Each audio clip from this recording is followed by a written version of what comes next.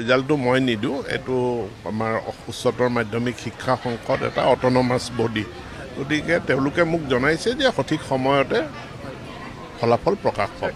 পানীৰ কাৰণে আমাৰ বৰাক উপত্যকা, হোজাই জিলা, চাউথ চালমৰা জিলা, বৰপেটাৰ একাংশ বিদ্যালয়ত আমি গুণোৎসৱ অনুষ্ঠিত কৰিব নোৱাৰিলোঁ।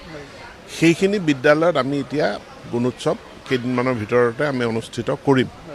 আৰু এই সম্পূৰ্ণ হৈ যোৱাৰ পাছত ইয়াৰ যিটো সামগ্ৰিক মূল্যায়ন হ'ব, সেই সামগ্ৰিক মূল্যায়নৰ দ্বাৰা আমি আমাৰ পৰৱৰ্তী কাৰ্যসূচী আমি নিৰ্ধাৰণ কৰিম। বিদ্যালয়সমূহৰ পৰা ইয়াৰ কাৰণ দৰ্শোৱা জাননী দি কি কাৰণে এনেকুৱা হৈছে আমি তেওঁলোকৰ পৰা প্ৰতিবেদন বিচাৰিছোঁ। এতিয়ালৈকে অসমৰ অৰ্ধেক সংখ্যক বিদ্যালয়ৰ প্ৰতিবেদন আহিছে, অৰ্ধেক সংখ্যকৰ প্ৰতিবেদন অহা নাই। ৰিজাল্টটো মই নিদিওঁ, এইটো আমাৰ উচ্চতৰ মাধ্যমিক শিক্ষা সংসদ এটা অট'নমাছ বডি, গতিকে তেওঁলোকে মোক জনাইছে যে সঠিক সময়তে ফলাফল প্ৰকাশ পাব।